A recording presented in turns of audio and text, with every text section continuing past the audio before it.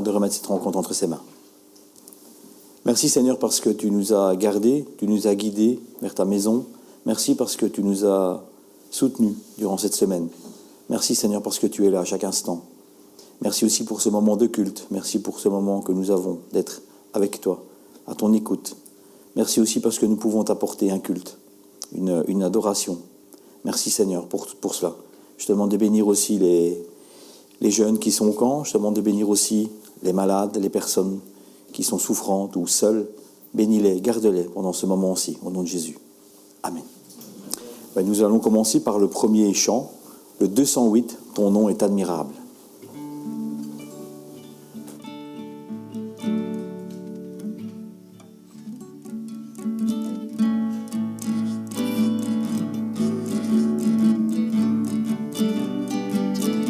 Ton nom, Seigneur Jésus, est admirable.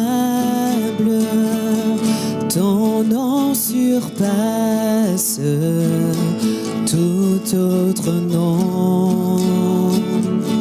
Tu es le roi des rois, le Seigneur des seigneurs.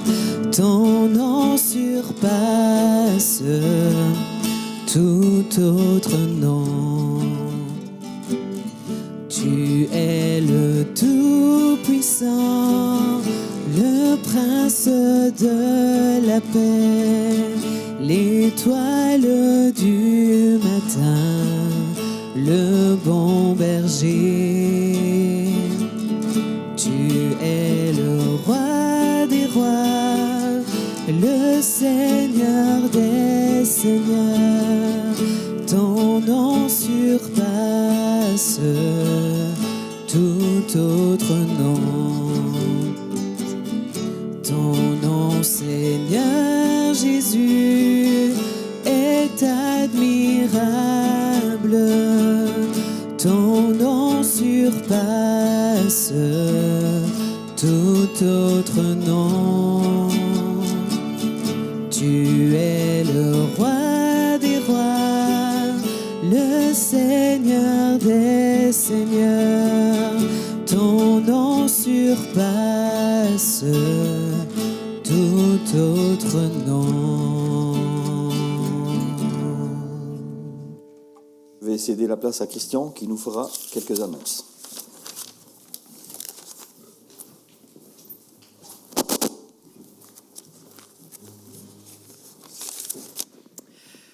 Bien, bonjour à tous. Nous sommes peu nombreux ce matin. Alors, une petite explication pour le fait que nous soyons peut-être un peu moins nombreux. Nos jeunes sont dans un camp dans les Ardennes et puis notre pasteur les accompagne. Et c'est ce qui fait que, bien voilà, on est un petit peu déforcé. On est déforcé aussi au niveau de l'enregistrement. Aujourd'hui, nous ne serons pas diffusés en direct sur les moyens que nous connaissons, Facebook et YouTube, mais le culte est enregistré et sera diffusé dans les jours qui viennent. Alors, venons-en à nos activités. Mardi à 19h, nous avons notre réunion de prière, comme d'habitude. Nous avons l'étude biblique. Et le culte, dimanche prochain, bien sûr. Et alors, venons-en aux personnes pour lesquelles nous devons prier. Les membres de notre Église qui ne sont pas bien. Je vais dire comme Jean-Pierre le dit toujours, si je commence une liste, je vais certainement en oublier. Il y en aura peut-être qui diront pourquoi est-ce qu'on ne m'a pas cité. Alors, à ces personnes-là, je tiens à m'excuser tout de suite, mais les principales, je vous demanderai de prier pour notre sœur Lucille. Lucille a été hospitalisée jeudi, elle devait être opérée, je pense, lundi ou mardi. Mais alors, vu son âge, vu le fait qu'elle avait de l'eau dans les poumons, qu'elle avait, qu'elle n'était pas en état d'être opérée, Elle est toujours hospitalisée et on fait des soins pour essayer que l'opération puisse quand même avoir lieu. Oui. Non, il n'y a pas d'autres nouvelles concernant Lucille? Non, voilà. Je vous demanderai de continuer à prier pour Linda aussi, sa santé s'améliore. J'ai eu Lucien au téléphone et Jacqueline. Lucien a encore fait 2 chutes. Il aurait aimé être avec nous ce matin, mais il a fait 2 chutes et il ne sait pratiquement plus marcher. Pensons à Richard, Marguerite, à Jacques aussi, Georges et Nicole. Georges, son état ne s'améliore pas non plus et lui aussi est en attente d'une opération au cœur. Enfin voilà, tout ça pour dire que nous devons absolument prier les uns pour les autres parce que nous connaissons ceux qui souffrent, ceux qui sont malades, mais il y en a qui souffrent et qui ne le disent pas. Il y en a qui souffrent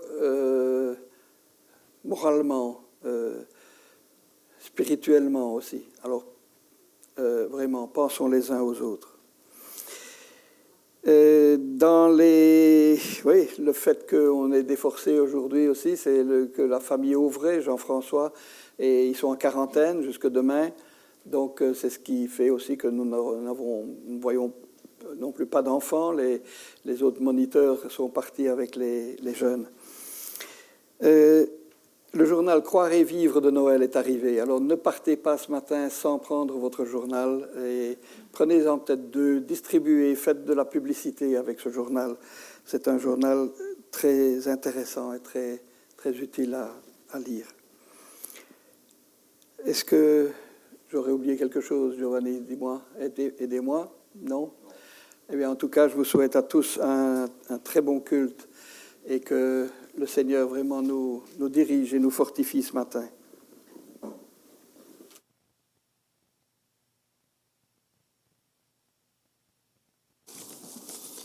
Merci Christian pour les annonces. Nous allons poursuivre par le chant 640, « Ô Jésus mon Sauveur ».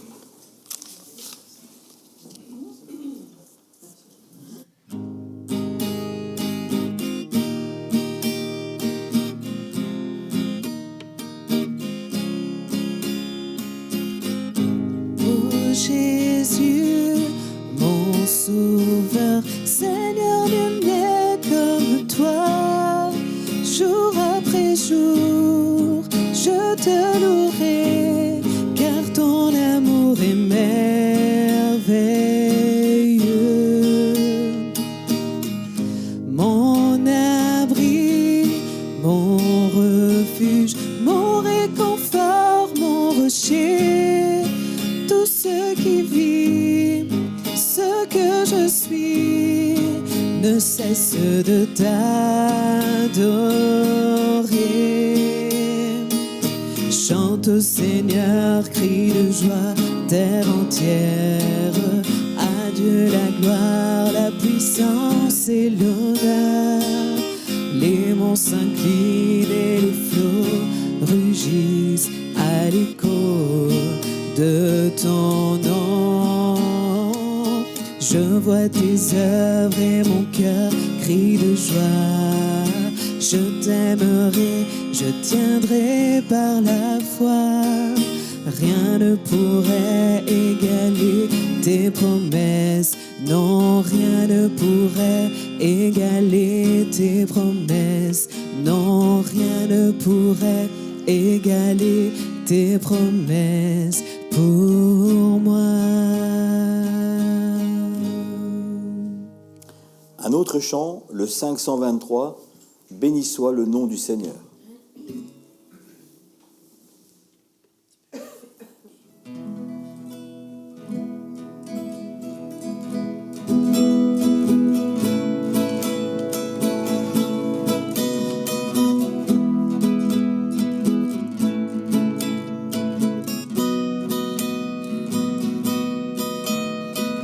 Béni soit le nom du Seigneur, béni soit le nom du Seigneur, béni soit le nom du Seigneur, le Très-Haut. Béni soit le nom du Seigneur, Béni soit le nom du Seigneur,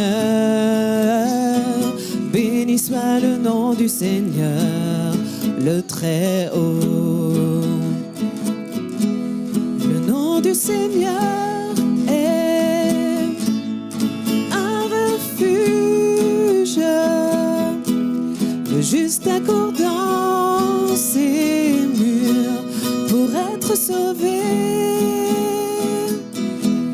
Le nom du Seigneur est un refuge, le juste accourt dans ses murs pour être sauvé. Glorifions le nom du Seigneur, glorifions le nom du Seigneur, glorifions le nom du Seigneur, le Très-Haut. Glorifions le nom du Seigneur, glorifions le nom du Seigneur, glorifions le nom du Seigneur, glorifions le nom du Seigneur, le Très-Haut. Le nom du Seigneur est un refuge, le nom du Seigneur est un refuge, le juste accourt dans ses murs pour être sauvé. Le nom du Seigneur est un refuge, le juste accourt dans ses murs pour être sauvé. Honorons le nom du Seigneur, honorons le nom du Seigneur, honorons le nom du Seigneur, honorons le nom du Seigneur, le Très-Haut. Honorons le nom du Seigneur, honorons le nom du Seigneur,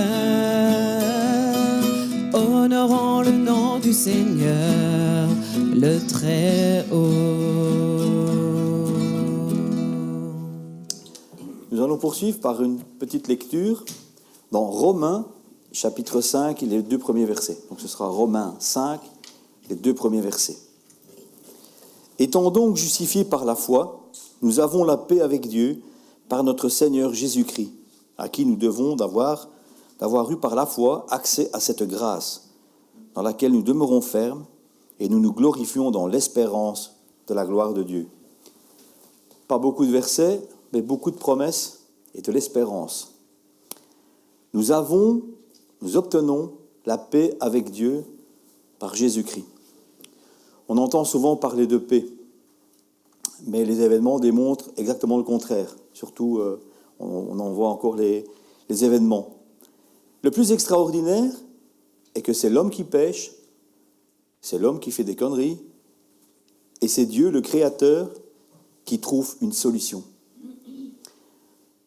Pour nous apporter cette paix, il y avait un seul remède.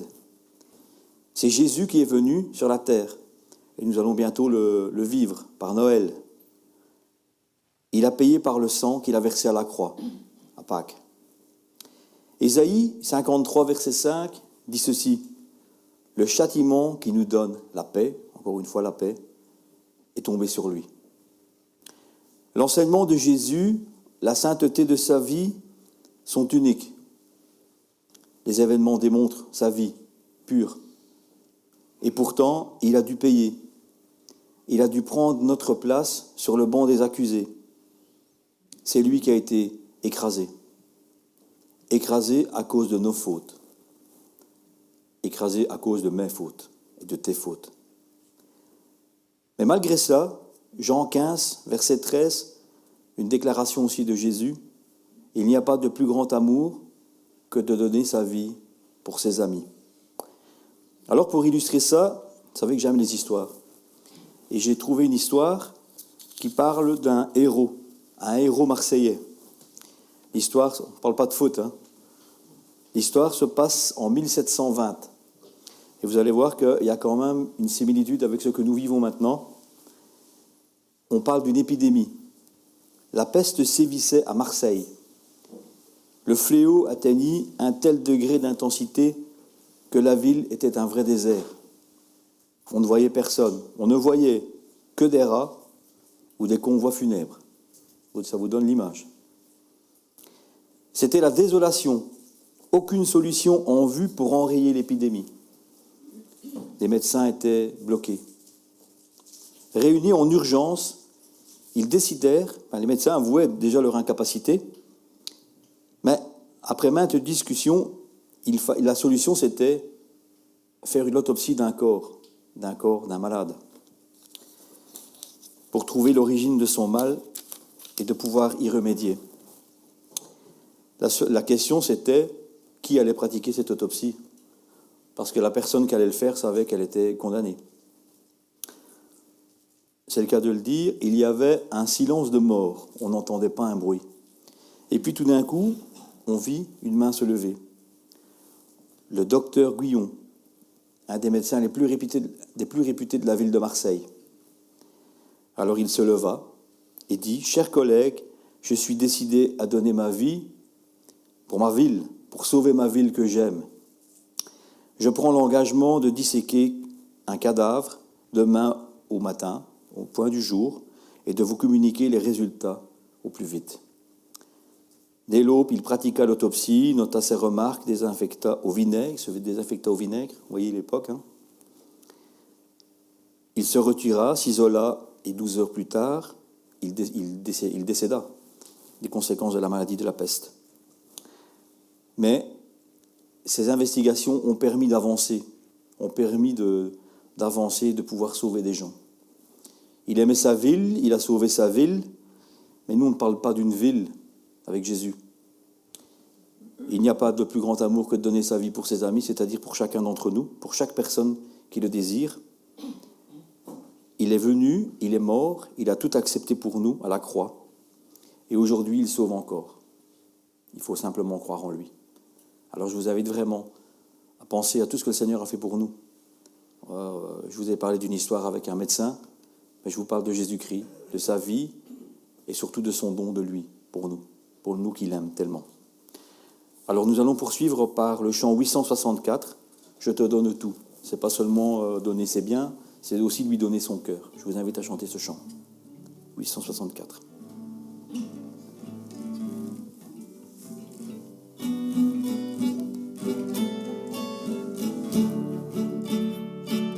Je te donne mon cœur, il ne m'appartient plus. Ce que j'ai de meilleur, tout est pour toi, Jésus. Un parfum de valeur sur toi est répandu.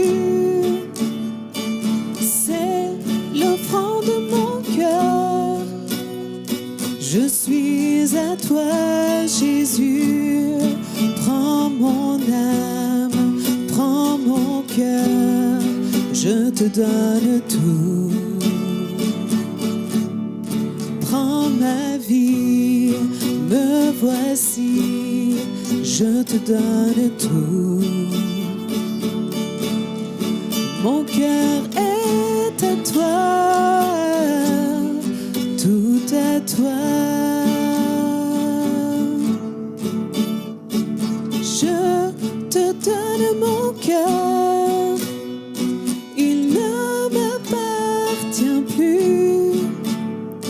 Ce que j'ai de meilleur, tout est pour toi, Jésus.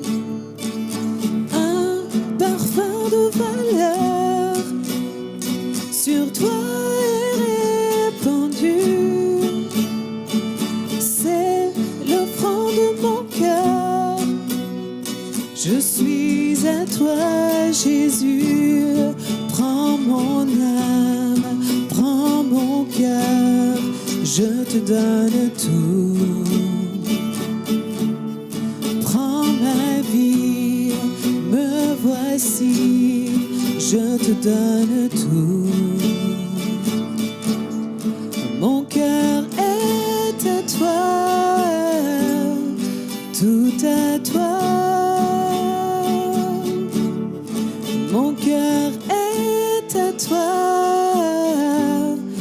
tout à toi.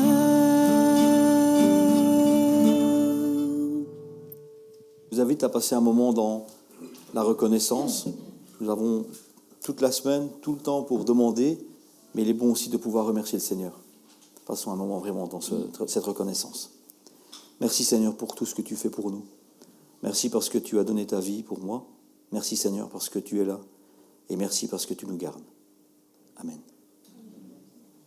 Pour ce moment, merci pour ces prières qui sont montées vers toi. Merci pour cette reconnaissance. Merci pour tout Seigneur Jésus. Amen. Nous allons poursuivre par un chant, « Aucun problème n'est trop grand ». Et ce chant, il y a une personne de l'église, justement on parlait d'elle tout à l'heure dans les annonces, Lucille, elle aime vraiment beaucoup ce chant. Et je ne vous cache pas que j'ai appris à l'aimer parce que les paroles sont vraiment fortes. « Aucun problème n'est trop grand ». Chantons vraiment ce chant, et après quoi je céderai la place à Giovanni pour la scène.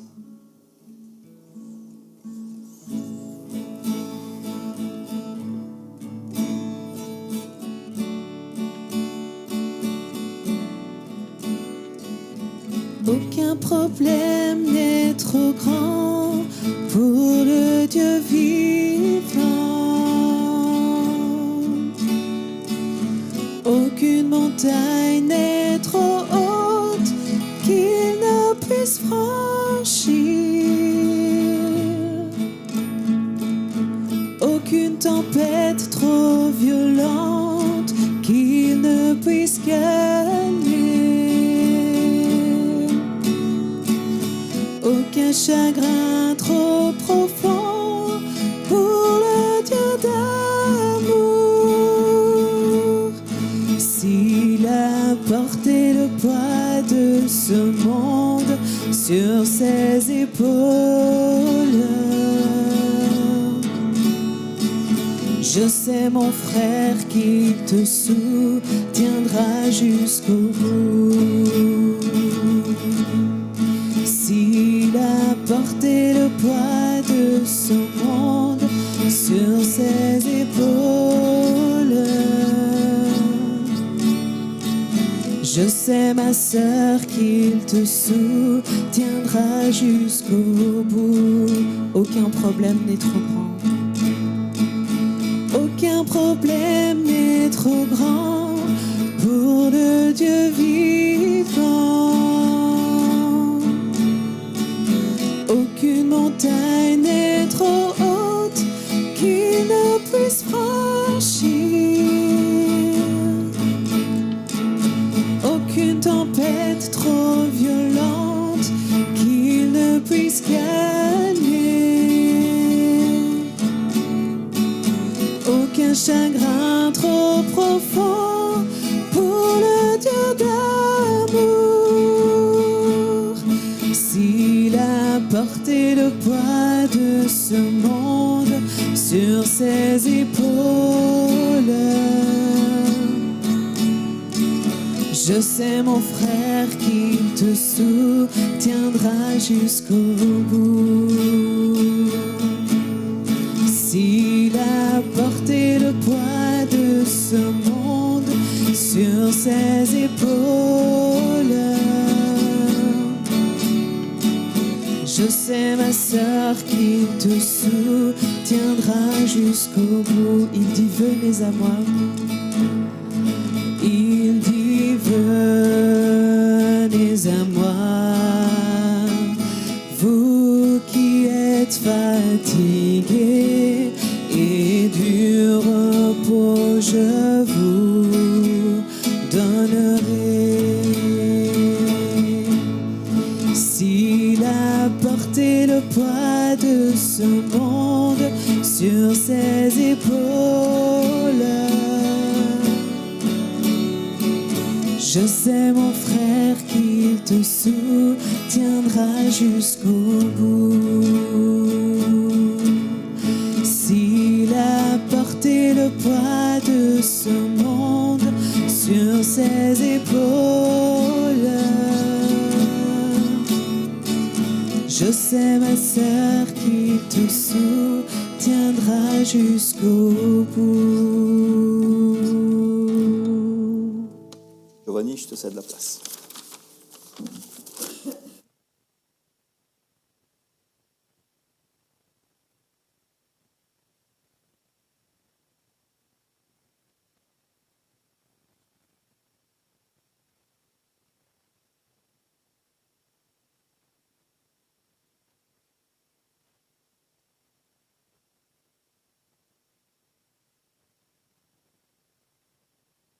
Merci Fabrice pour la transition que tu viens de faire avec ce chant.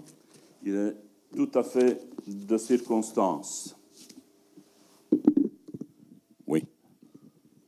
1, 2, 1, 2, non? Oui? OK, ça va, merci. Voilà, pour la Sainte Seine de ce matin, nous allons faire une petite lecture dans l'Évangile de Luc, au chapitre 24, et ce sont les premiers 8 versets de ce chapitre 24.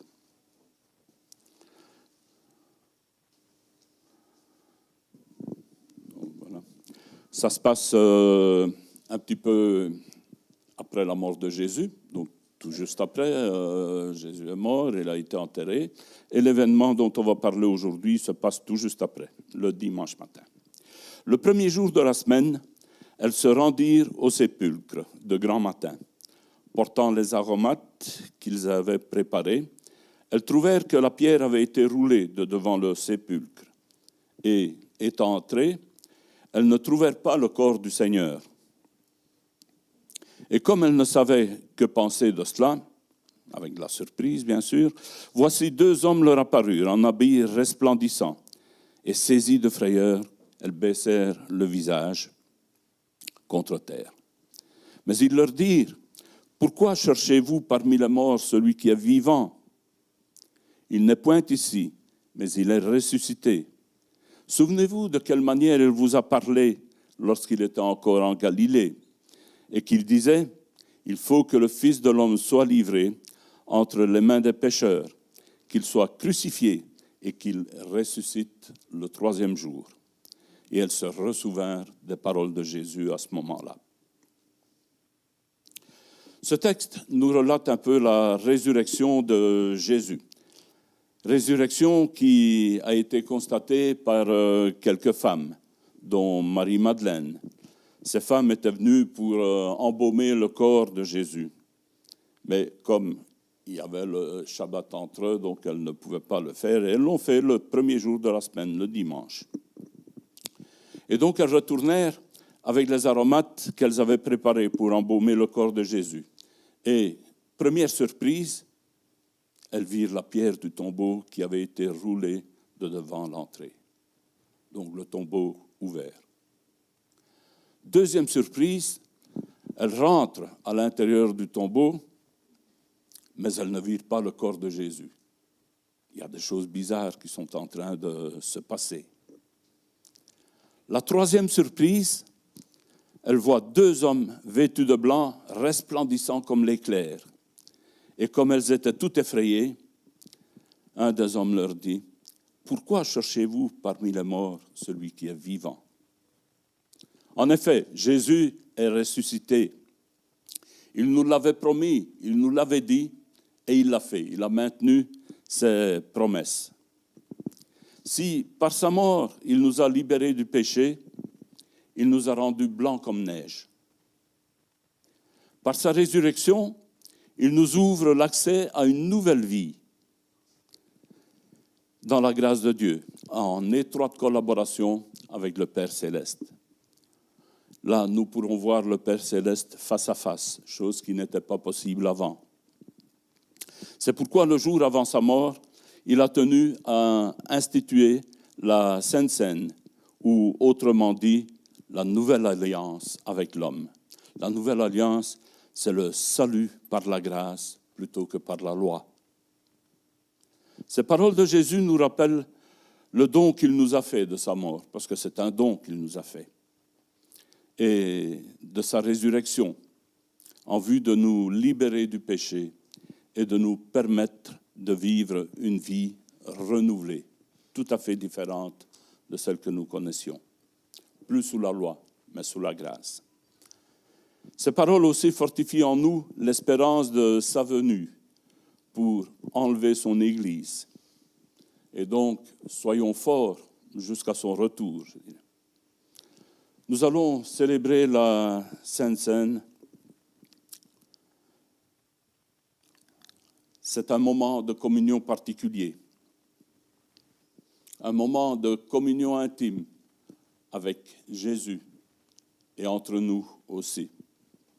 Et nous le ferons chaque fois que nous nous rencontrons jusqu'à ce qu'il revienne. C'est ce qu'il nous a demandé et c'est ce que nous faisons. Amen. Nous allons lire un autre passage.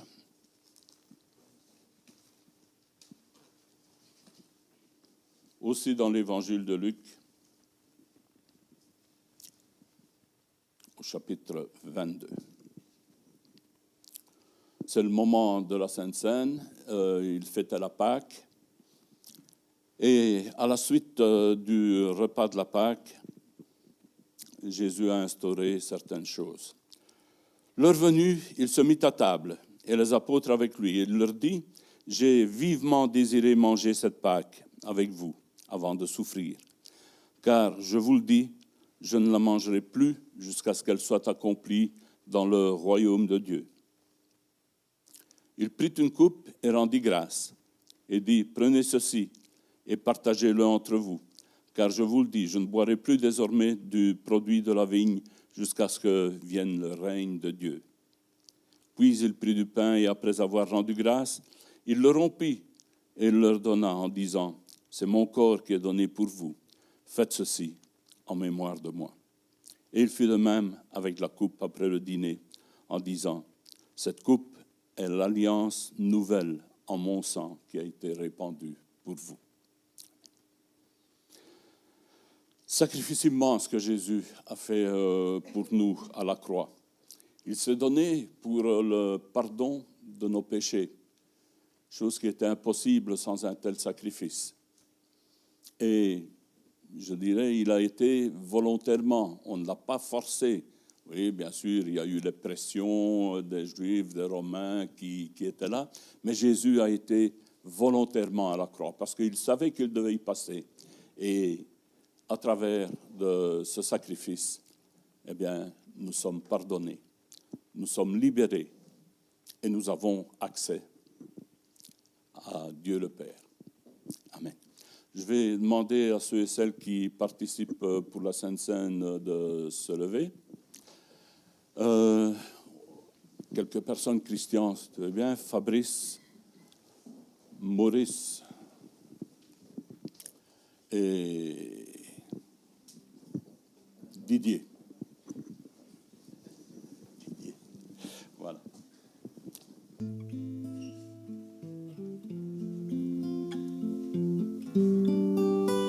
C'est ton sang qui purifie,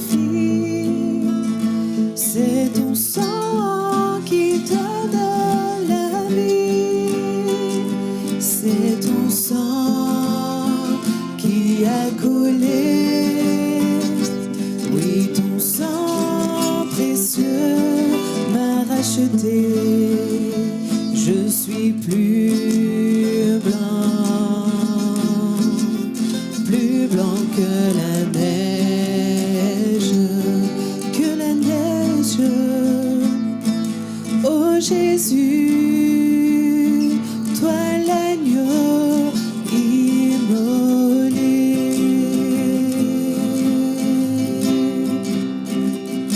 C'est ton sang qui purifie, c'est ton sang qui donne la vie, c'est ton sang qui a coulé, oui, ton sang précieux m'a racheté, je suis plus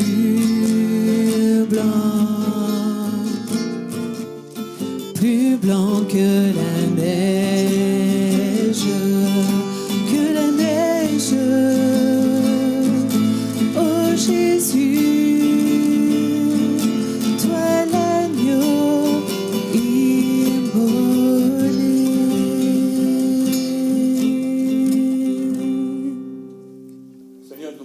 remercier pour ce moment que nous venons de passer ensemble, ce moment de communion avec toi et la communion fraternelle. Veux-tu continuer à nous bénir, Seigneur, encore ce matin? Tout cela, nous te le demandons dans le nom de Jésus. Amen.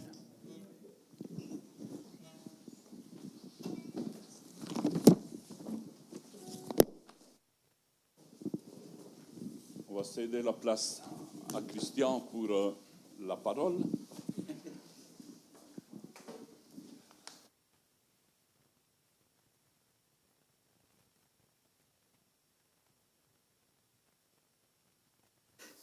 Je voudrais faire juste une toute petite parenthèse avant de commencer mon message. Dans la liste des personnes pour qui nous devons prier, j'ai oublié ce matin notre jeune sœur Alicia. Prions spécialement pour elle, parce qu'elle en aura besoin pendant cette semaine où elle devra subir une intervention aussi assez grave au niveau du cœur. Alors pensons à elle.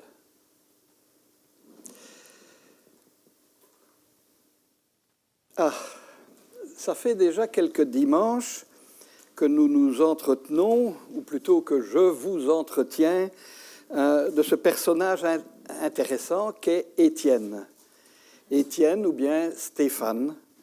Je rappelle ce que nous avons dit concernant ce nom, son nom, Stéphane. Il signifie couronne. C'est un beau nom, n'est-ce pas? Couronne. Une couronne, en général, c'est beau, une couronne. Et je vous invite à ouvrir votre Bible ce matin dans le livre des Actes des Apôtres, et au chapitre 7, et nous lirons à partir du verset 51 jusqu'à la fin. Le récit se situe au moment où Étienne, le tout nouveau diacre, est arrêté. Il est devant le Sanhédrin, le tribunal à Jérusalem, le tribunal le plus important.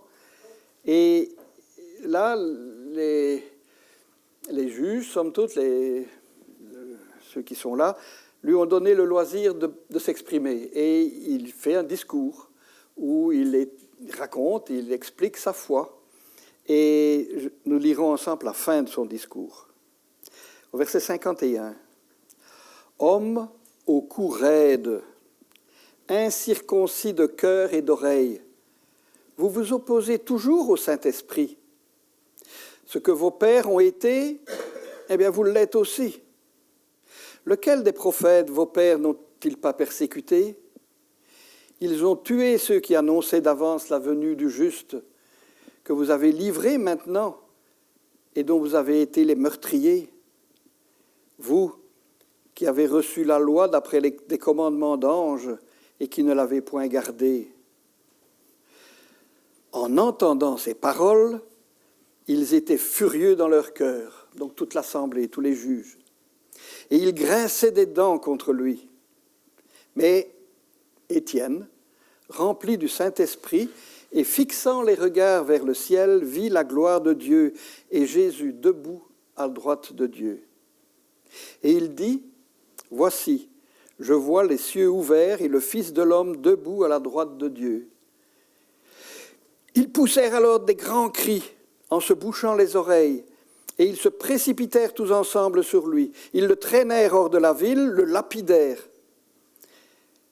Les témoins déposèrent les vêtements d'Étienne aux pieds d'un jeune homme nommé Saul. Et ils lapidaient Étienne, qui priait et disait « Seigneur Jésus, reçois mon esprit. » Puis, s'étant mis à genoux, il s'écria d'une voix forte, « Seigneur, ne leur impute pas ce péché. » Et après ces paroles, il s'endormit. Souvenez-vous, nous nous sommes arrêtés sur les différents traits de caractère de notre ami, ce qui caractérise Étienne. Je les rappelle tout simplement là en les nommant. La première de ces facettes de son caractère, c'était l'amour. Il était plein d'amour et il manifestait cet amour. Deuxièmement, il y a le zèle. Et quel zèle, souvenez-vous, le zèle d'Étienne. Il était également plein de grâce, plein de Dieu, plein de l'esprit de son Dieu, Parce que la grâce de Dieu, ce n'est pas simplement une faveur que Dieu nous accorde, non, c'est une bénédiction, non, c'est plus que ça.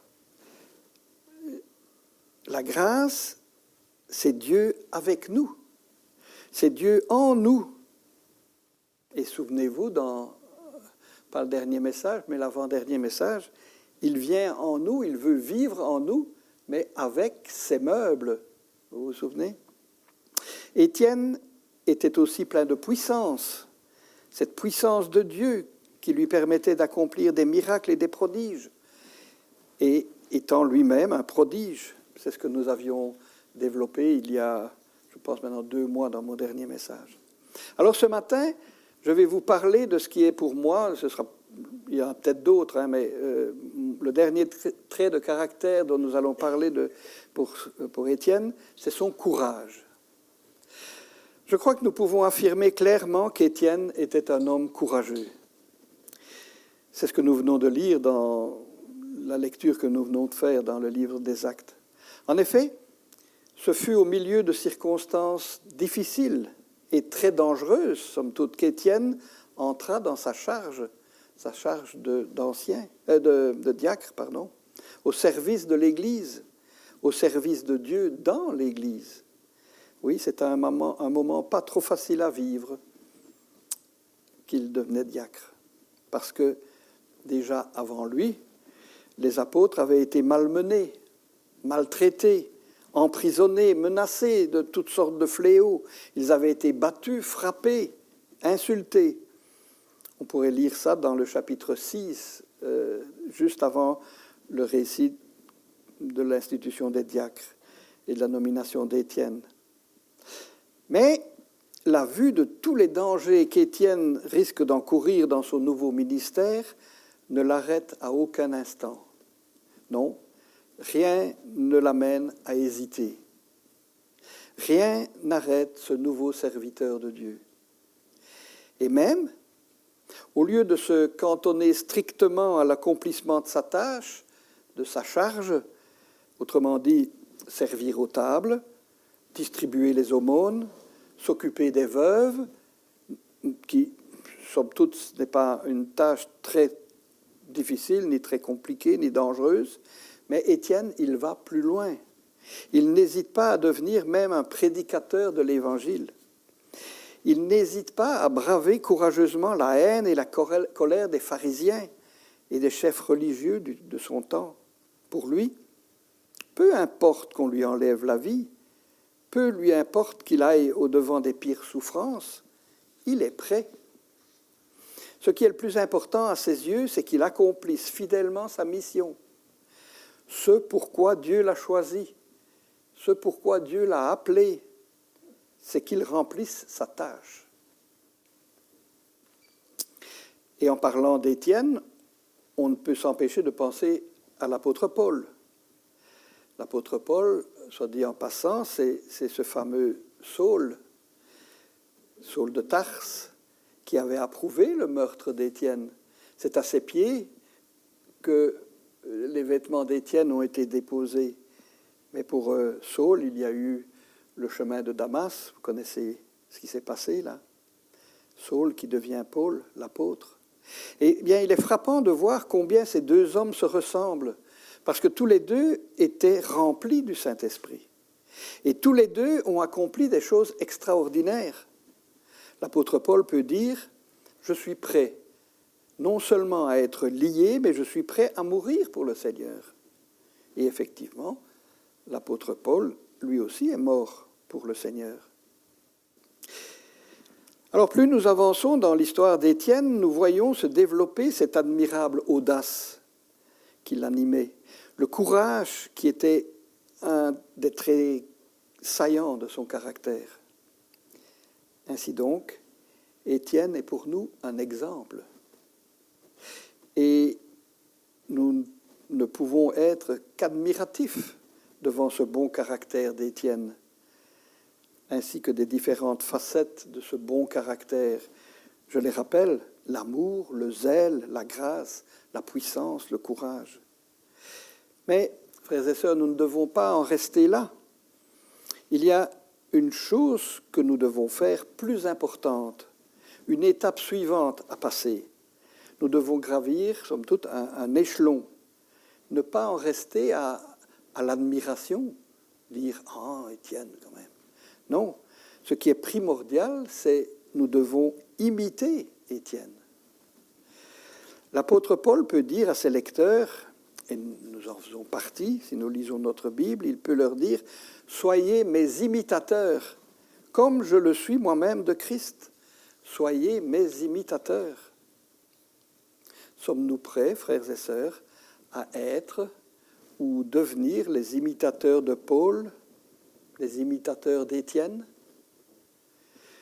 les imitateurs de ces grands hommes de Dieu, ces hommes qui n'étaient plus eux-mêmes parce qu'ils étaient remplis du Saint-Esprit, de l'Esprit de Dieu, et que grâce à cela, ils accomplissaient des choses qui peuvent nous surprendre, nous étonner, mais qui étaient tellement naturelles, parce que c'était Dieu qui les accomplissait au travers d'eux. Alors, quelque part, on admire le zèle de l'apôtre Pierre. Eh bien, soyons zélés comme lui. On admire l'amour d'un apôtre Jean. Aimons comme lui. Réapprenons, apprenons à nous aimer, à aimer comme lui, comme Jean. On peut admirer aussi la foi de l'apôtre Paul, sa hardiesse. Osons l'imiter. Là, maintenant, on admire le courage d'Étienne. Puissions-nous être ses imitateurs quand nous devrons subir peut-être ce qu'il a enduré. On admire la sainteté, la perfection de notre Sauveur et Seigneur Jésus-Christ.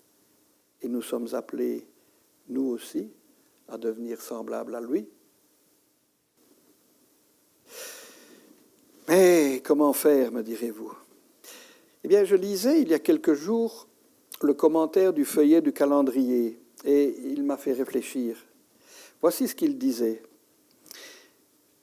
Je cite l'auteur de ce petit passage. « Ce ne sont pas nos paroles qui convaincront notre époux, nos épouses, nos voisins, nos collègues de travail de venir à Jésus, mais ce que nous sommes. » Ça m'a fait réfléchir. Ce ne sont pas nos paroles qui vont toucher, faire réfléchir ceux qui nous entourent et qui ne sont pas encore au Seigneur. Notre conjoint, notre fils, notre belle-fille peut-être, nos petits-enfants surtout. Leur donner l'envie de changer, de devenir comme nous, de devenir comme moi, comme vous. Pas ce que nous disons, mais bien ce que nous sommes, ce que nous faisons et comment nous le faisons. Notre attitude face aux événements ou aux situations difficiles, autrement dit, notre comportement en général, notre façon d'être sera jugée beaucoup plus sévèrement que ce que nous disons. Mes amis, n'oublions pas que nous sommes des livres ouverts. Mais, me direz-vous, ce n'est pas toujours évident. Comment y arriver? Alors, l'Écriture nous instruit à ce sujet et nous dit que notre capacité ne va pas venir de nous-mêmes. D'ailleurs, que pouvons-nous par nous-mêmes? Notre capacité, notre aptitude va venir de Dieu. Et nous avons le frappant exemple, le magnifique exemple d'un Étienne, justement. Parce que son pouvoir de faire ce qu'il fait, sa façon de réagir, lui vient de Dieu et de nulle part ailleurs. L'apôtre Paul peut dire, et c'est vrai, « Je puis tout, mais par Christ qui me fortifie. » Et c'est ainsi qu'Étienne, plein de l'esprit de son Dieu, était capable de faire des prodiges et était même lui-même un prodige. Je rappelle ce que j'ai dit au début de cette méditation il y a quelques mois concernant Étienne. Étienne tout seul, peut être comparé à un zéro, comme moi, comme vous. peut-être voire même un double zéro, un triple zéro. Mais ajoutons à Étienne l'unité parfaite. Ajoutons Jésus-Christ. Ajoutons 1 au 0. Plaçons ce 1 à la gauche du 0, du double ou du triple 0. Et voilà que ça devient 10, 100, 1000. Ce n'est plus rien. Ce n'est plus le néant, ce n'est plus l'incapacité, la faiblesse, l'impossibilité de faire les choses. Ce n'est plus un blocage. Voici que désormais, avec Jésus-Christ, et par l'action du Saint-Esprit, rempli du Saint-Esprit, Étienne devient quelqu'un de grand, devient un prodige, un être exceptionnel, qui sort de l'ordinaire, qui accomplit des choses étonnantes, qui surprend. Voilà Étienne. Et effectivement, dans la suite de notre récit, nous voyons un Étienne extraordinaire, qui sort de l'ordinaire, capable de réagir de façon pas ordinaire face à l'épreuve, face à la souffrance, face à l'adversité. Et c'est ce que nous allons voir maintenant, le martyre d'Étienne. Car ce fut un martyr, une victime. Il fut plus que probablement le premier chrétien assassiné pour ou à cause de sa foi. Quelle est l'attitude d'Étienne face à ce qui lui arrive? Et tout en examinant ce point, mes amis, appliquons à nous-mêmes les enseignements que l'on peut retenir de ce récit, à savoir, quelle est mon attitude à moi, à chacun d'entre vous, face à l'incompréhension des gens lorsque l'on évoque le fait que l'on soit chrétien. Quand on dit, vous savez, moi je suis un chrétien évangélique. Comment se comporte Étienne? Tout d'abord, on le voit seul contre tous ces méchants, seul en présence d'ennemis redoutables, imposants, des ennemis, nous le voyons, nous l'avons lu au verset 54, des gens qui grincent des dents, qui poussent des cris, des clameurs, qui sont fous de rage. Il est face à ce qu'il y a de plus grand comme haine, comme méchanceté. Nous y reviendrons dans un instant. Et Étienne se trouve là, seul, devant ces gens, qui sont impatients d'étouffer dans le sang cette voix qui les accuse, qui les condamne. Étienne est là, sans armes, sans défense. Et ce qui est remarquable, c'est qu'il reste calme. Calme. Vous imaginez? Je ne sais pas ce que j'aurais fait, je me le demande encore. Ou que ferais-je dans cette situation, dans ces circonstances? Entouré de méchants, est-ce que je me serais défendu? Est-ce que j'aurais dit, mais après tout, oui, mais attendez, je suis innocent, non, vous m'accusez. Est-ce que j'aurais essayé de me trouver des excuses? Mais de quoi m'accusez-vous, après tout? C'est vous les méchants, je n'ai rien fait. Est-ce que je les aurais montrés du doigt? Est-ce qu'à mon tour, j'aurais osé les accuser? Ou est-ce que j'aurais essayé de fuir? En réfléchissant un instant à la situation, je crois bien que c'est ce que j'aurais fait, fuir. Quelle aurait été mon attitude? Quelle serait votre attitude? Lui, eh bien, il demeure calme. Ah, notre comportement à nous, lorsque nous sommes, je vais dire, agressés à cause de notre foi. Mais nous pouvons aller un peu plus loin dans notre réflexion. Quelle est notre attitude dans l'adversité, dans les difficultés en général? Pensez-y, lors de la prochaine contrariété que vous allez rencontrer, de quelque sorte qu'elle soit. Hein. Je ne sais pas si elle vous arrivera aujourd'hui, peut-être tout à l'heure, vous allez apprendre certaines choses. Ben, je ne le souhaite pas, mais c'est si vite arrivé. Une contrariété, un chagrin, une douleur, une maladie, le Covid maintenant, la perte d'un être cher.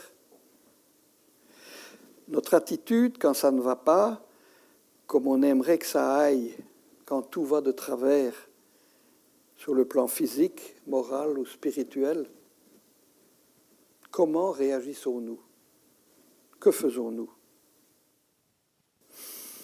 Je vais vous donner un petit truc que mon beau-père employait. Et il m'a une fois donné ce truc, certainement que j'en avais besoin. Sur son conseil, j'essaye quand ça ne va pas, pour quelque raison que ce soit, j'essaye de chanter. Pas nécessairement tout haut, mais je chante dans ma tête. J'essaye de fredonner en moi-même. Et je vais vous dire que le chant qui me vient le plus souvent à l'esprit dans ces moments-là, c'est « toujours content, par la pluie ou par le beau temps ». Quand c'est facile ou difficile, soyons, comme le dit l'Évangile, contents et joyeux. Ou un autre, je m'en suis servi il n'y a pas tellement longtemps. « Non, jamais tout seul. Le Seigneur me garde, je ne suis jamais tout seul. » Ce n'est pas toujours facile de chanter, même dans sa tête, ou bien de siffler quand on est contrarié, mécontent, que l'on souffre ou que l'on a du chagrin. Pas facile du tout. Mais la prochaine fois que ça vous arrive, essayez et vous vous rendrez compte que ça aide, que ça marche. Donnez gloire à Dieu, s'en remettre au Seigneur, comptez sur lui et par conséquent restez calme, comme Étienne. Étienne, là, seul contre tous, contre ces méchants, il est calme. Ce qui est intéressant de constater aussi dans l'attitude d'Étienne face à l'adversité, nous voyons qu'à un moment, il va cesser de s'adresser à ces hommes. Jusqu'ici, il leur a parlé sous l'action de l'Esprit de Dieu dans son discours. Il a parlé avec honnêteté, avec droiture, avec justesse, force et puissance. Eh bien, stop. Il va cesser de s'adresser aux hommes qui l'entourent. Il va désormais s'adresser uniquement à Dieu, à son Dieu. Il remet sa cause à un défenseur tout-puissant. Il détourne ses regards des hommes et de la terre, où il n'aperçoit que haine et méchanceté, et il va porter ses regards en haut, vers le ciel, plein de confiance en celui qui règne dans le ciel. Il va regarder vers Dieu. Et tout en se trouvant seul, entouré de ces méchants, il sait très bien qu'il n'est pas seul, qu'il y a quelqu'un sur qui il peut compter, quelqu'un qui va l'aider, quel que soit le problème. Oui, il va téléphoner à son Père céleste, envoyer un mail, un SMS pour lui dire sa souffrance, lui dire en 2 mots ce qui lui arrive. Il téléphone bien vite à son Père céleste. Il regarde en haut. Il sait qu'il n'est pas seul, qu'il n'est pas abandonné. Nous avons là le regard de la foi. Il nous est dit au verset 55 que nous avons lu, « Il fixa les regards vers le ciel. » Il lève les yeux vers le ciel. Il regarde vers le ciel parce qu'il sait que c'est de là qu'il va pouvoir attendre de l'aide, le secours dont il a besoin. Ce qu'il recherche avant tout, c'est cette communion réelle et vivante avec son Dieu, avec son Sauveur, avec Jésus. Est-ce que c'est cela que nous faisons quand nous rencontrons ou quand nous sommes dans l'adversité, quand nous sommes faibles, quand nous sommes prêts à être découragés, ou bien que nous le sommes vraiment? Au lieu de nous débattre seuls, d'être stressés, de sombrer dans le découragement jusqu'à en arriver à la dépression, le burn-out comme on dit maintenant, recherchons la communion avec le Seigneur par la prière. Et puis Étienne, quand il regarde vers le ciel, que voit-il? Chose étonnante, il nous est dit au verset 56 et 57, « Voici, je vois les cieux ouverts et le Fils de l'homme debout à la droite de Dieu. » Étienne voit Jésus, il voit Jésus. Et ici, je vais vous faire une petite parenthèse. Il est intéressant de remarquer qu'il voit Jésus debout à la droite de son Père.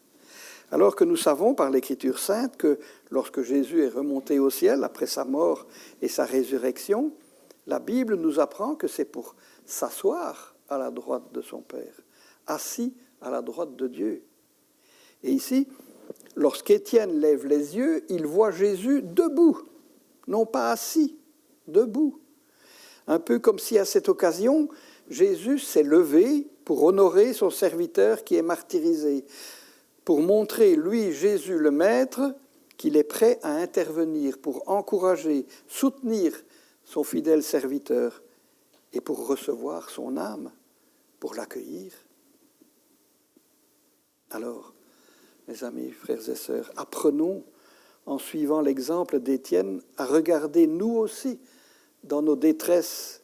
Regardons non pas aux hommes, non pas à la terre, tout ce qui nous entoure, mais regardons vers le ciel, vers notre Dieu. Si ce ciel est fermé pour celui qui ne croit pas, il peut s'ouvrir pour nous, il s'ouvre pour nous. Comme il s'est ouvert pour Étienne, Dieu soit loué. Ne nous laissons pas vaincre par le découragement lorsque l'adversité vient frapper à notre porte. Ne soyons pas découragés, abattus, comme si nous n'avions pas un sauveur, comme si nous n'avions pas un consolateur, un Seigneur, un protecteur. Comme Étienne, nous avons un ami fidèle et tendre qui veille sur nous. Je pense à ce psaume 33 au verset 18 qui dit « L'œil de l'Éternel est sur ceux qui le craignent, sur ceux qui espèrent en sa bonté. » L'œil de l'Éternel est sur ceux qui le craignent. Craindre, non pas dans le sens d'avoir peur de lui, non, mais qui s'attachent, qui s'attendent à lui et en ses promesses, sur ceux qui espèrent en sa bonté, sa bienfaisance. Voyons maintenant, quelques instants, quelle réaction produisent le témoignage d'Étienne chez ceux qui sont là, autour de lui. Comment tous ces gens vont-ils réagir? Alors, au verset 51, nous lisons qu'ils s'opposent au Saint-Esprit. Ils résistent à Dieu dans un premier temps. Au verset 54, ils étaient furieux dans leur cœur, ils sont fous de rage à cause de ce qu'ils entendent de la part d'Étienne. Toujours au verset 54, ils grincent des dents. Au verset 57, il est dit, ils poussaient de grands cris, à un tel point qu'ils étaient obligés de se boucher les oreilles. Donc c'était déjà fort. Hein? Au verset 58, ils se ruent, ils se précipitent sur lui et ils le traînent hors de la ville. Et là, ils le lapident, ils le tuent à coups de cailloux. On assiste à toute une escalade dans l'accomplissement du mal, de plus en plus fort, contre Étienne, qui, lui, ne fait rien, qui garde son calme. Ce calme qui contraste tellement avec la violence qui l'entoure. Calme qui attise aussi certainement la haine de ces hommes. Étienne regarde vers le ciel, il s'attend à Dieu, il prie. Quelle méchanceté! Ah, vous savez, quand le diable, quand Satan se déchaîne, combien grande peut être sa haine? Pourquoi tant de haine? Pourquoi tant de rage? Tant de violence? Eh bien, certainement, parce que le témoignage d'Étienne les dérange, les accuse, les condamne. Vous savez, la proclamation de l'Évangile, elle trouble, elle dérange. Je pense à un exemple. Lorsque l'apôtre Paul est en prison, il n'y a pas été qu'une fois, lui, hein. Il est en prison à cause de sa foi. Il n'a jamais manqué de rendre son témoignage, que ce soit vis-à-vis des geôliers ou bien des autres prisonniers. Il n'a jamais manqué de dire ce que Christ avait fait pour lui. Alors cela se passe là dans la ville de Césarée, qui était le siège du gouvernement romain en Judée. Et ce jour-là, le procurateur Félix, qui était gouverneur romain en poste à ce moment-là, Félix donc vient trouver Paul pour s'entretenir avec lui. Et Paul commence à lui parler de son Dieu. Il parle de Dieu, bien sûr. De quoi voulez-vous qu'il parle d'autre? N'est-ce pas la raison pour laquelle il est emprisonné? Il lui parla de la tempérance, il lui parla de la vérité, de la sainteté de Dieu, de la justice. Et, bien entendu, à un moment donné, il arrive à parler du jugement. Et c'est à ce moment-là que Félix, le gouverneur, dit à Paul, « Paul, arrête-toi pour aujourd'hui. Je t'entendrai là-dessus une autre fois. » Une autre fois. Eh bien, à ma connaissance, il n'y a pas eu d'autre fois pour Félix. Vous savez, ceux à qui on parle de notre foi n'aiment pas quand on aborde la justice et le jugement de Dieu. Ces mêmes personnes nous arrêtent lorsqu'on leur parle de la mort, de leur mort, de où ils passeront l'éternité. Mais pourquoi ne veulent-ils pas continuer la conversation? Parce que justement, la mort, c'est ce grand passage, ce passage obligé, je vais dire. C'est la seule chose dont on est certain en venant au monde. Un jour, nous mourrons, sauf bien sûr si, et là, Dieu seul le sait, quand son Fils reviendra nous chercher. Mais c'est un autre sujet qui prendrait trop de temps ce matin et qui nous éloignerait de notre ami Étienne. La mort nous fait rencontrer et affronter le souverain et le grand juge, qui jugera selon la justice, rendant à chacun selon ses œuvres. Et ce sera terrible pour ceux qui n'auront pas écouté, qui n'auront pas voulu entendre l'offre du salut, qui auront refusé d'accepter Jésus et ses enseignements. Jésus, le seul qui puisse ôter le péché, libérer leur âme de l'emprise de Satan. Ce sera terrible de tomber entre les mains du Dieu vivant et saint. Alors, les hommes et les femmes ont peur quand on leur parle de justice, de jugement et de mort. Et on préfère s'éloigner. On t'entendra là-dessus une autre fois. Bon, on en reparlera plus tard. Hein. On a bien le temps, tu sais, Christian. Et bien souvent, vous avez déjà certainement vécu ça, et rapidement, la conversation, elle bifurque. Hein. Ah tiens, où allez-vous en vacances cette année? Nous, on a déjà réservé à... Ou bien, ah Christian, tu sais, je suis allé au salon de l'auto. Hein. Ben, je crois bien que je vais me décider pour une... Vous n'avez jamais vécu ce genre de situation, lors, par exemple, d'un souper entre amis, quand on aborde ce sujet et lorsqu'on témoigne de sa foi? Vous savez, à nous, ça nous est déjà arrivé plus d'une fois, Jacqueline et à moi. Faire taire cette voix qui condamne, qui accuse, qui trouble, pour en arriver. Nous ne sommes pas encore à ce stade en Belgique, mais pour combien de temps encore? Pour en arriver à mettre à mort ceux qui dérangent, parce qu'ils annoncent la vérité, comme ce fut le cas pour Étienne.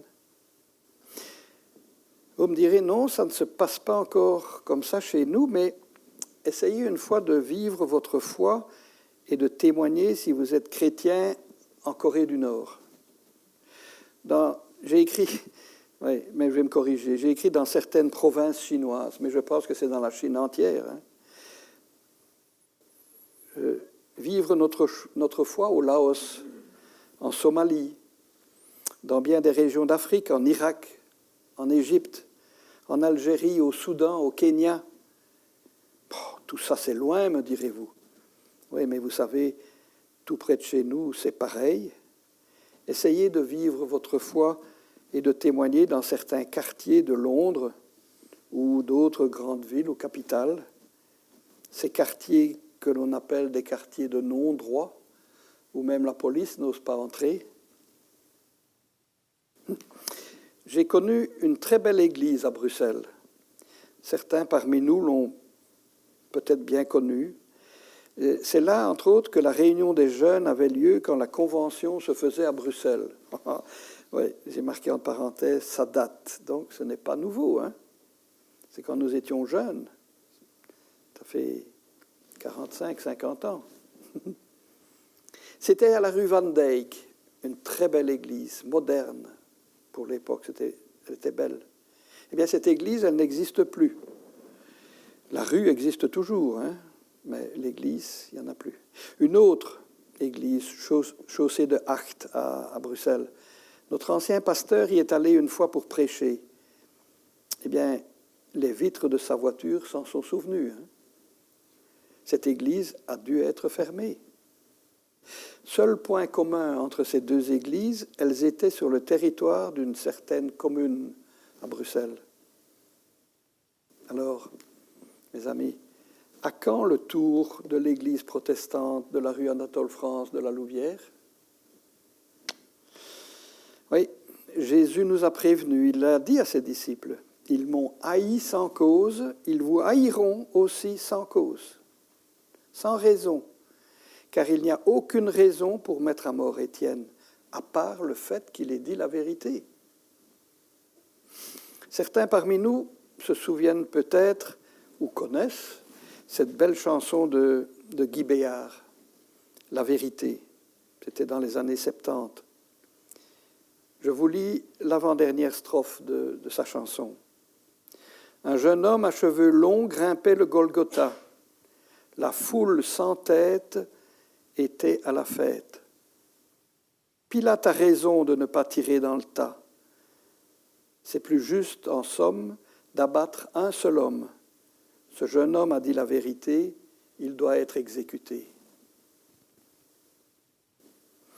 Et je termine avec une remarque, juste pour dire que la tranquillité n'est pas promise aux chrétiens qui osent affirmer ce qu'il est et en qui il croit ou en quoi il croit. C'est bien dommage, mais c'est ainsi.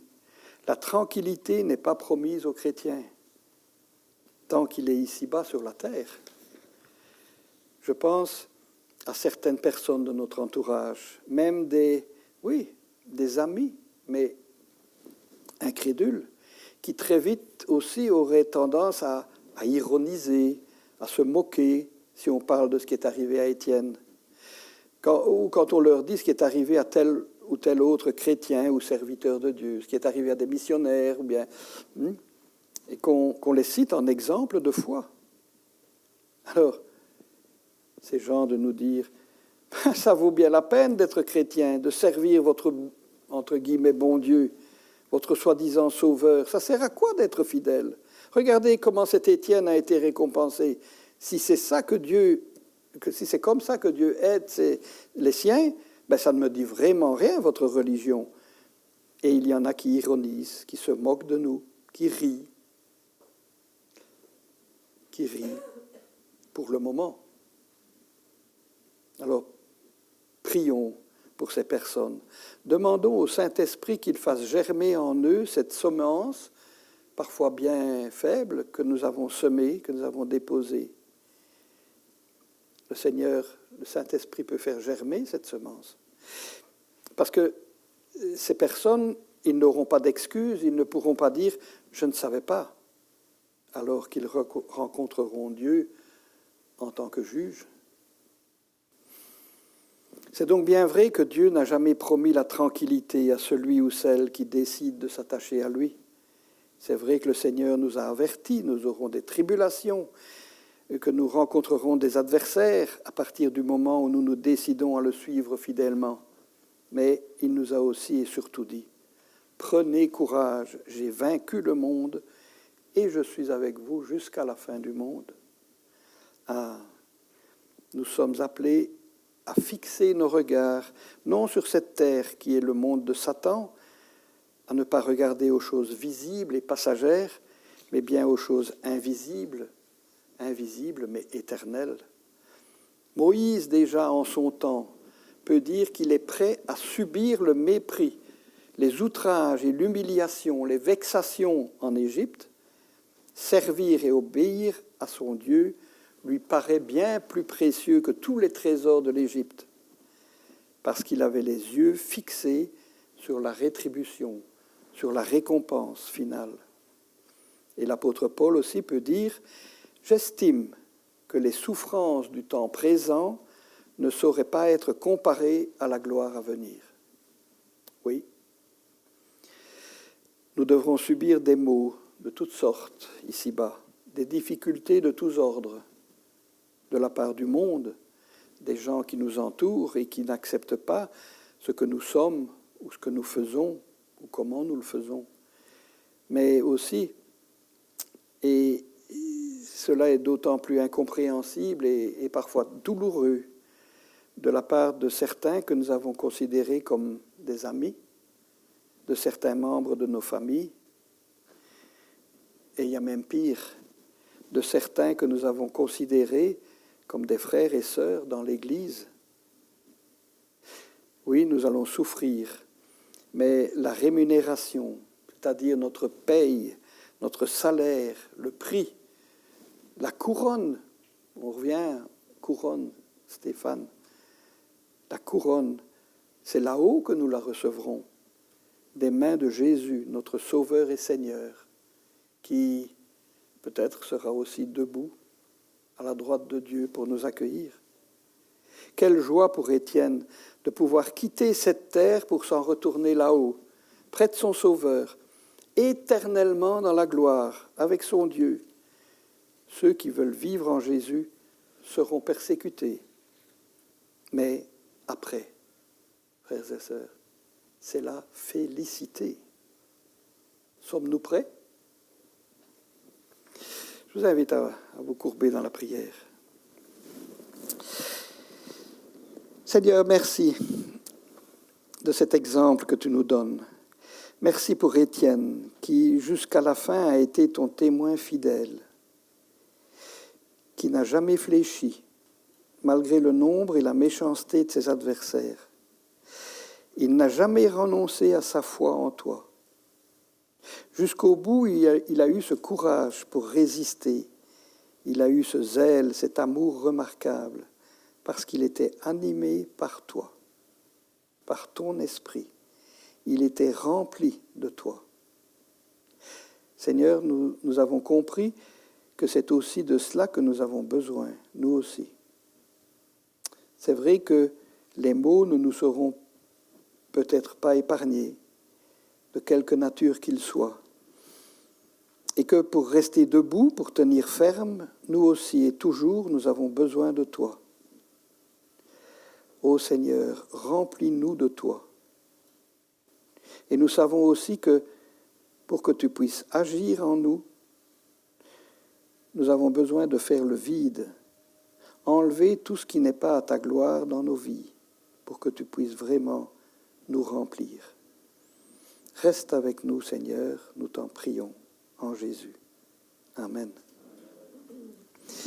Et je vous propose, on ne va pas le chanter, mais je vous propose un chant que, par exemple, vous pouvez aussi fredonner quand ça ne va pas, quand vous avez ce qu'on peut appeler le blues, ou bien qu'on n'est pas bien, comme beaucoup ne sont pas bien pour le moment dans cette période.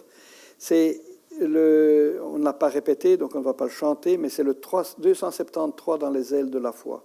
Je vous lis les paroles. Jésus, mon ami suprême, sur moi veille, il l'a promis.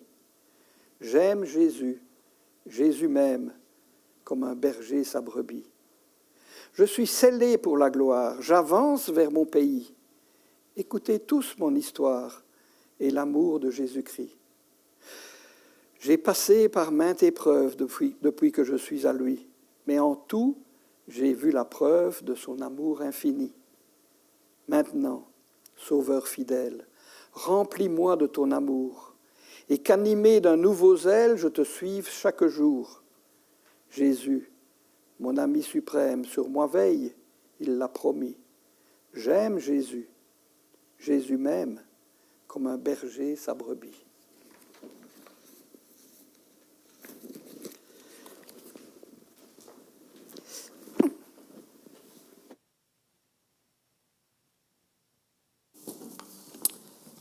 Merci Christian pour ce message.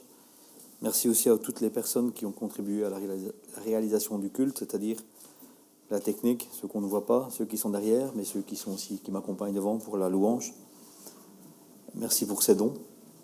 Alors n'oubliez pas l'offrande que vous pouvez réaliser via le compte ou à l'arrière pour ceux qui sont ici. Je vais prier et puis nous chanterons le 732, « Béni soit ton nom ». Merci Seigneur parce que tu es là, merci parce que tu nous gardes, merci pour ta paix, merci aussi pour ces exemples que tu nous donnes. Merci pour ce moment de culte. Maintenant, veuille bénir chacun pour le retour, veille aussi sur ceux qui sont chez eux, les malades, veille aussi sur chaque personne au nom de Jésus. Amen. Chantons le 732.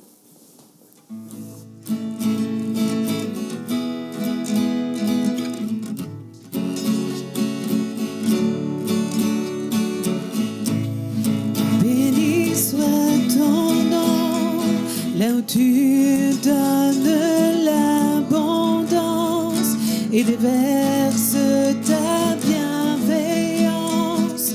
Béni soit ton nom. Et béni soit ton nom. Traverse un désert quand je marche en terre inconnue. Béni soit ton nom. Tes bienfaits font naître en moi des chants de louange. Et même au cœur de la nuit, Seigneur, je redirai. Béni soit le nom du Seigneur. Béni soit ton nom. Béni soit le nom du Seigneur. Béni soit ton nom glorieux. Et béni soit ton nom. Brille le soleil quand la vie semble me sourire. Béni soit ton nom. Et béni soit ton nom sur la route semée de souffrance. S'il m'en coûte d'offrir ma louange, béni soit ton nom. Tes bienfaits font naître en moi des chants de louange. Et même au cœur de la nuit, Seigneur, je redirai. Béni soit le nom du Seigneur. Béni soit ton nom. Béni soit le nom du Seigneur. Béni soit ton nom glorieux. Béni soit le nom. Béni soit le nom du Seigneur. Béni soit ton nom. Béni soit le nom du Seigneur. Béni soit ton nom glorieux. Tu donnes et tu reprends. Tu donnes et tu reprends. Mon cœur choisit de dire: oh, béni soit ton nom. Tu donnes et tu reprends. Tu donnes et tu reprends. Mon cœur choisit de dire: oh, béni soit ton nom. Béni soit le nom du Seigneur. Béni soit ton nom.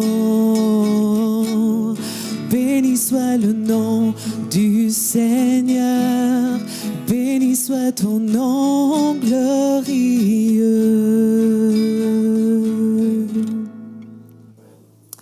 Bon dimanche à tous et bon retour.